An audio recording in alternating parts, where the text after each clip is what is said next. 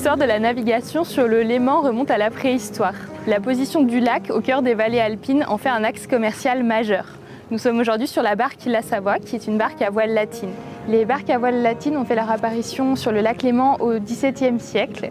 Elles servaient à l'origine au commerce, principalement des pierres des carrières de Méry vers Genève. Elles connaissent leur âge d'or au XVIIIe siècle. En 1900, on compte encore une soixantaine de barques sur le Léman, mais avec le développement des routes et des trains, elles disparaissent peu à peu. Donc, nous sommes une association appelée Mémoire du Léman. Nous sommes tous des bénévoles. Au départ, quelques personnes se sont réunies avec cette idée folle de reconstruire une barque à l'identique, parce qu'on n'avait plus de témoins de ce passé-là. Et donc, cette barque, elle a été reconstruite à l'identique. De 1996 à 2000, elle a été mise à l'eau en 2000. Pourquoi des barques à voile latine? Donc la Maison de Savoie fait construire des galères. Et ces galères ont pris des techniques méditerranéennes, parce qu'il faut savoir qu'à ce moment-là, on allait jusqu'au duché de Nice, ce qui fait qu'on retrouve sur les barques du Léman, on va retrouver le large pont, on va retrouver les antennes bien sûr, les voiles triangulaires et différents noms qu'on a gardés comme les apoustilles.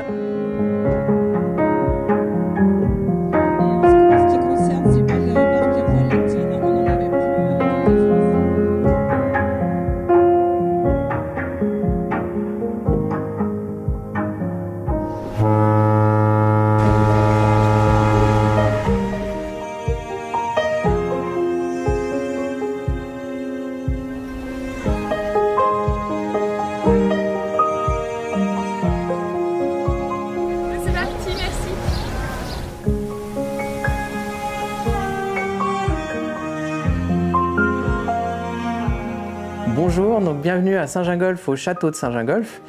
Donc c'est un château de 1585 qui appartient à la bourgeoisie de Saint-Gingolph. Et donc il est classé exceptionnel au niveau du patrimoine. Et puis une des particularités du village de Saint-Gingolph, c'est cette technique ancestrale de fabrication des perles du lac à partir d'écailles de poisson.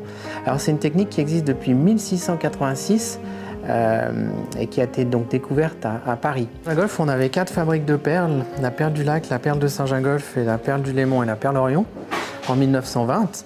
Et donc c'est une tradition qui existe depuis le XVIIe siècle. Et donc la tradition de fabrication des perles s'est arrêtée à Saint-Gingolph en 1974.